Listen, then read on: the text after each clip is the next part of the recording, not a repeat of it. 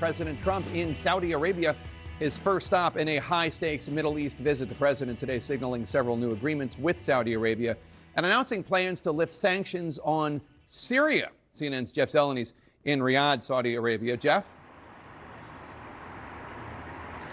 Jake, the president just concluded a whirlwind day here in Riyadh that often had the feel of a day on the campaign trail with him, with many promises, mingling with some of the world's most wealthy and successful business leaders, even as they were trying to get their time with him. Now, there were a lot of promises discussed, Jake, but there were fewer discussions about how those geopolitical challenges may be solved.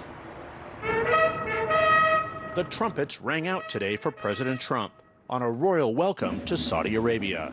There was pomp,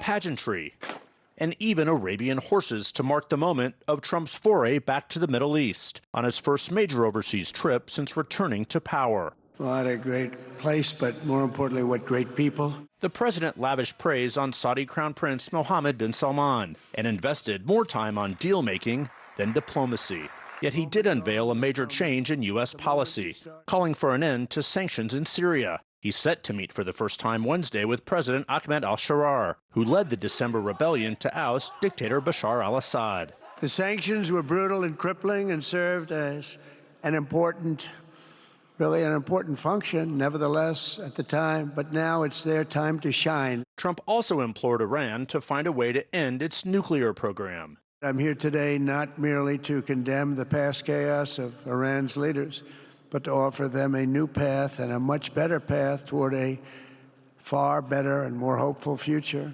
And he looked ahead to the prospect of extending the Abraham Accords to one day normalize relations between Saudi Arabia and Israel, as neighboring UAE and Bahrain did in 2020. My fervent hope, wish, and even my dream that Saudi Arabia will soon be joining the Abraham Accords. You'll do it in your own time, and that's what I want, and that's what you want. He devoted little time to one of the biggest obstacles of all, the unresolved conflict in Gaza. He is notably not visiting Israel on this trip, unlike he did on his first trip here 8 years ago. The people of Gaza deserve a much better future.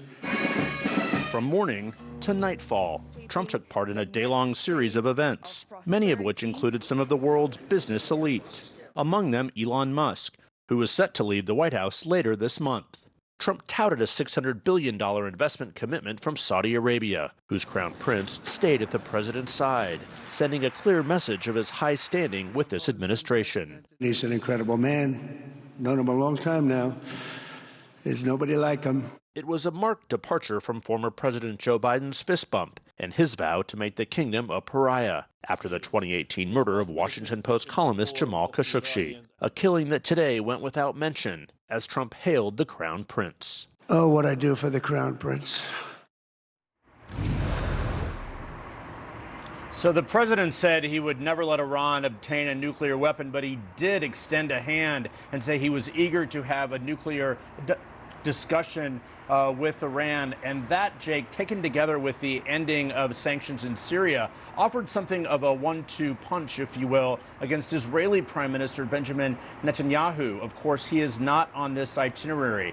That is widely seen in the region as a snub. There is just no question about that. But the president tomorrow will have a brief meeting with the new Syrian leader here before making his way on the rest of his journey, continuing in Doha.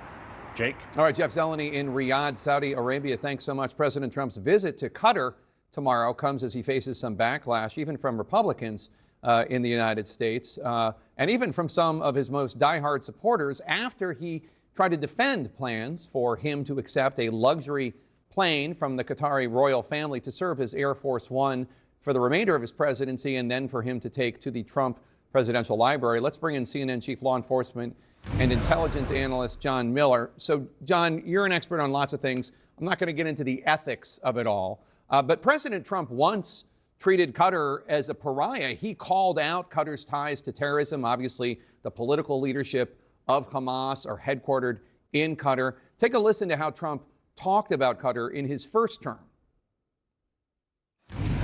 The nation of Qatar, unfortunately, has historically been a funder of terrorism.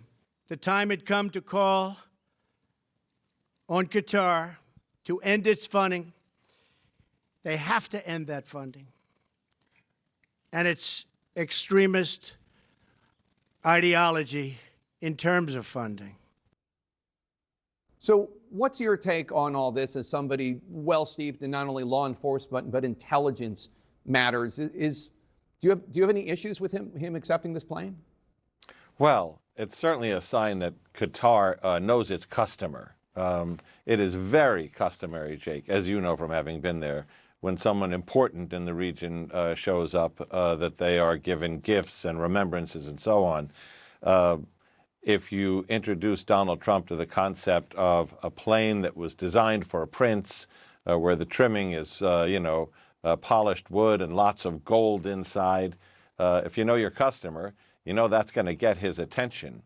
Now, from a legal sense, the Attorney General, Pam Bondi, has said, well, this is legal because it's a transfer from one government of a piece of military equipment to another government. It happens all the time.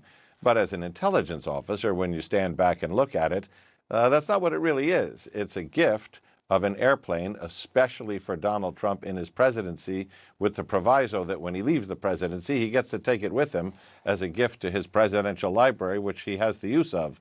So I guess we got to call it what it is. It is the largest gift a foreign government has ever given to a U.S. leader in American history.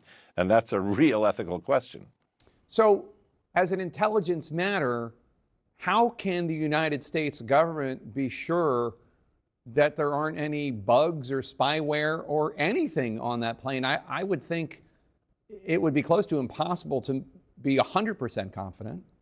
A plane is literally made of wires and electronics. It is, in terms of hiding listening devices or other intelligence gathering devices, you're literally being able to hide a tree in a forest full of trees. You would have to look at it very carefully. And by the way, that is not to assume that the Qataris would bug Donald Trump or the President of the United States, although you'd have to cover that possibility. That is to assume that we don't know who made it for the Qataris, where they bought it, who those people were, whether they had clearances. But this is a larger thing. The Qataris have refashioned themselves into a state that was once an outcast in the Middle East from other Arab nations, including Saudi Arabia, to kind of a boutique superpower, a place that's doing what the United Nations can't seem to do, which is bringing parties together, whether it's Russia, Ukraine, Hamas, and Israel, the Chad and Rwanda, all kinds of places are coming there to negotiate ceasefires, peace deals, agreements, and that has given them outsized standing beyond their size, beyond their wealth, as a real player on the world stage. And this plane is another flex. Now you have to ask yourself, Jake, well, what are the Saudis supposed to come up with now that Qatar has made this gesture? It really complicates things. Well, and also just the idea that anybody, any world leader, forget Qatar or whatever, would do this just to be nice, just to make a nice gesture, and not to expect anything in return. Well, that comes back to, it is what it is. Right. John Miller, thanks so much. Let's bring in retired four-star Navy Admiral James Stavridis, the former Supreme Allied Commander of NATO and the partner of the Carlyle Group, which is an international investment firm. So, Admiral Stavridis, should the Trump administration accept this plane from Qatar if he asked you for your counsel? And what does it signal to Qatar and other Middle Eastern countries that are looking to make closer relations with the United States with the Trump administration? No, they should not accept the plane. You've outlined the key reasons. Number one, the source.